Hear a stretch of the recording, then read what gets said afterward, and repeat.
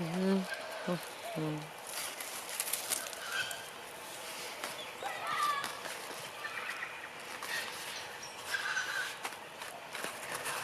So, hello people in Copenhagen.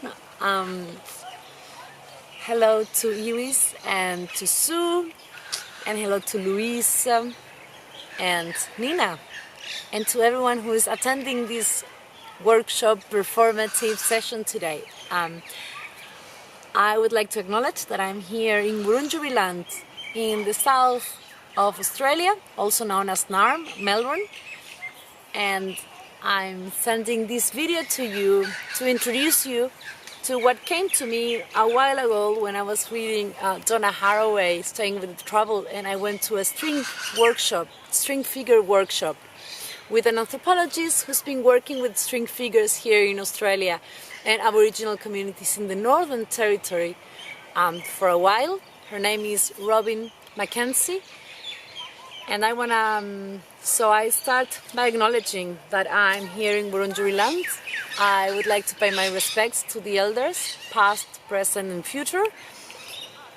The sovereignty of this land has never been ceded, and settler Australia is still a place when tension with the colonial history. I'm also come from a different territory. My name is Sarita, and I originally come from Chile. In Chile, I come from the north of Chile, a place called La Serena, which is in between the Atacama Desert and the fertile valleys, close to a river called the Elqui River, El Rio Elqui.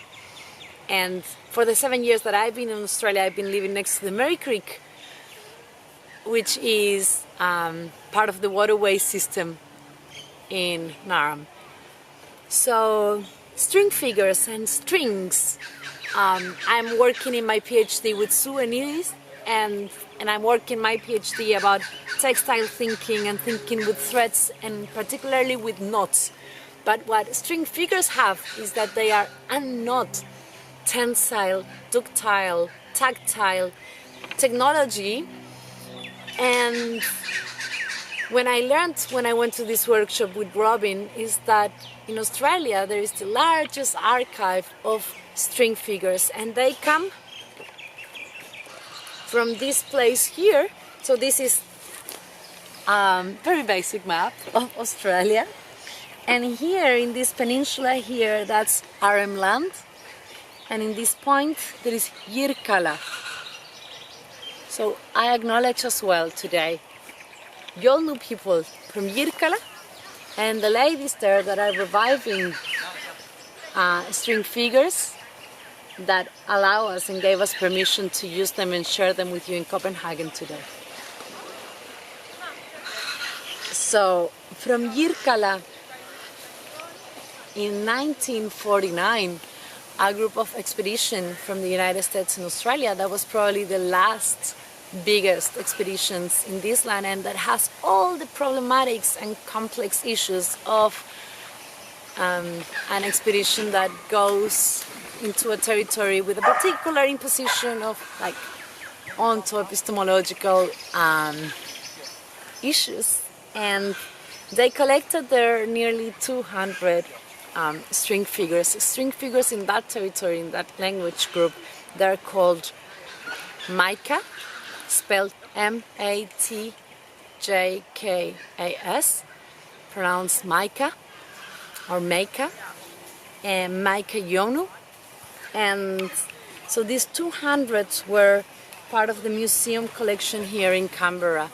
A few years ago, Robin visited that collection and started being very curious about the string figures. She ended up doing her PhD about string figures. You can find that online. And you can also find about the problematizations of this expedition in a film, in a documentary called The Edge Bone. So Robin went there.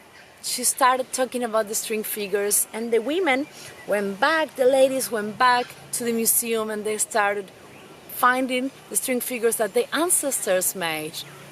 And suddenly, the whole knowledge of the string figures that was in the memory of the bodies of all that community started to surfacing again, coming back into life from a period of sleeping.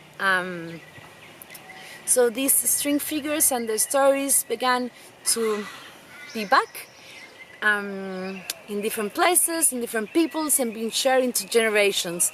And in one of the trips that Robin did to Melbourne, I went to her workshop in a yurt in Brunswick, and that's where I learned them. And so today we're gonna share them with you. They carry a particular knowledge. We invited you to play and experiment with them. And probably you all have in your own hands the memory of the cat's cradle or other forms of string figures. These are quite different, but you'll probably find that you can remember. And maybe what is quite nice is that it's not about getting it right. And probably the most interesting thing about string figure is that it's about making and unmaking and not making and laughing and exploring and playing. So I let you with that. Thank you very much, and I hope you have a really nice workshop. See ya.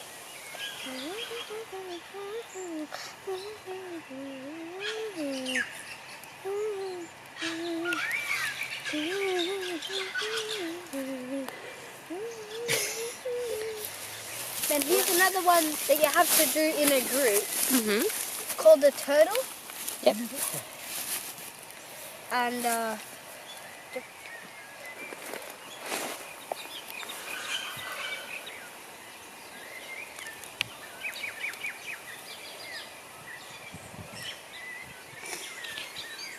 This is the seaweed. You want to show the seaweed? Where the turtle swims? So this is the seaweed where the turtle swims in, right? Mm-hmm. Yeah.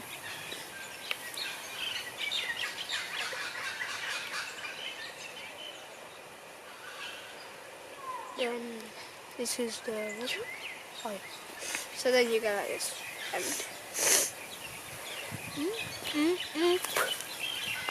And that's a turtle. Oh, awesome.